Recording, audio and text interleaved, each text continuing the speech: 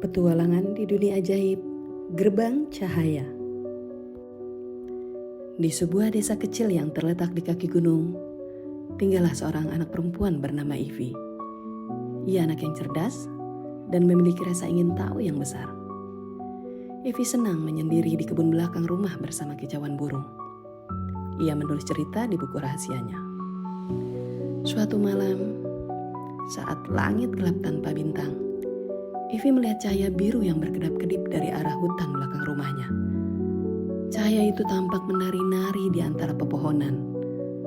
Ia pun pergi menuju sumber cahaya tersebut dengan membawa buku catatannya. Lalu melangkah diam-diam ke arah hutan. Saat kakinya menginjak dedaunan kering, udara berubah lebih dingin. Tapi Ivy tidak takut. Cahaya itu seperti memanggilnya.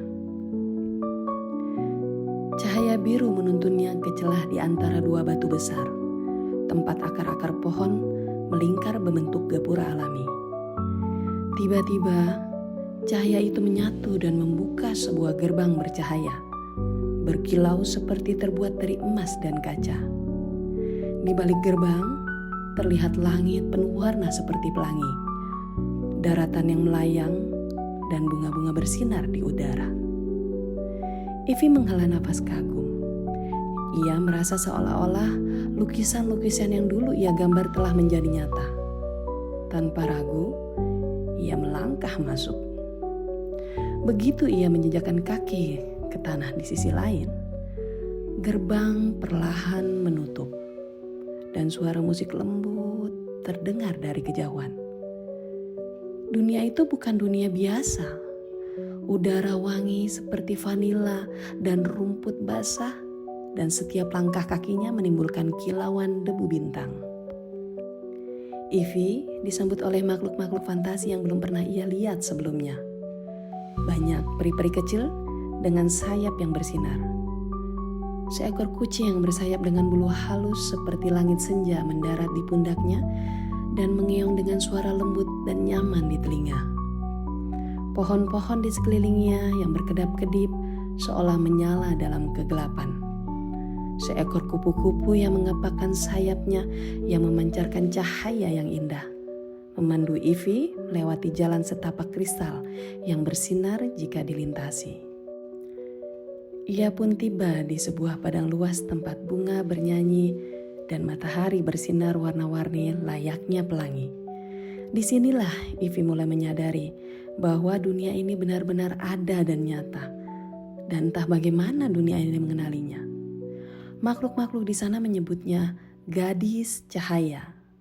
Mereka bilang bahwa kedatangannya telah diramalkan. Bahwa Ivy adalah satu-satunya yang bisa menyelamatkan dunia dari meredupnya sinar harapan.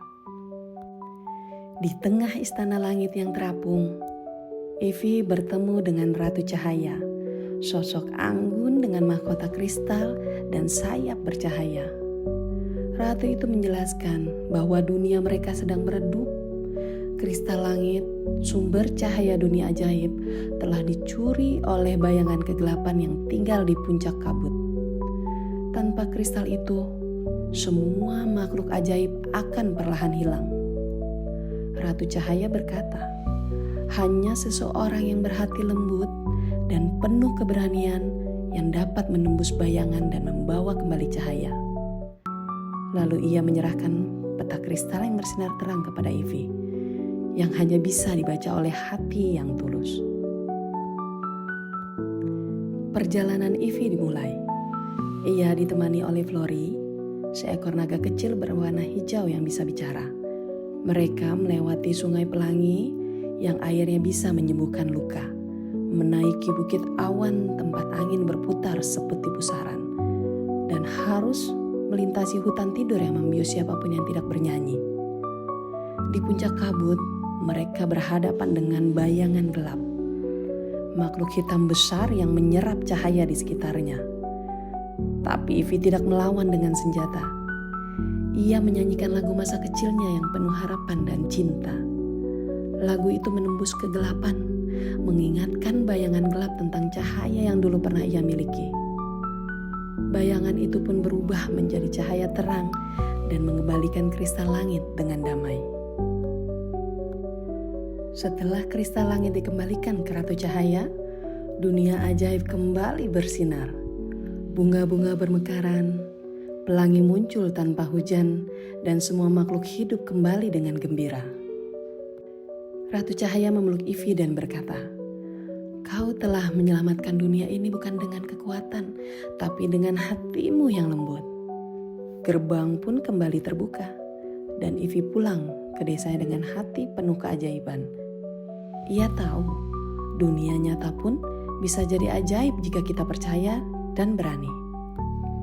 Keberanian sejati bukan tentang mengalahkan musuh, melainkan tentang memilih harapan di tengah ketakutan dan berjalan bersama, saling menolong dengan hati yang tulus.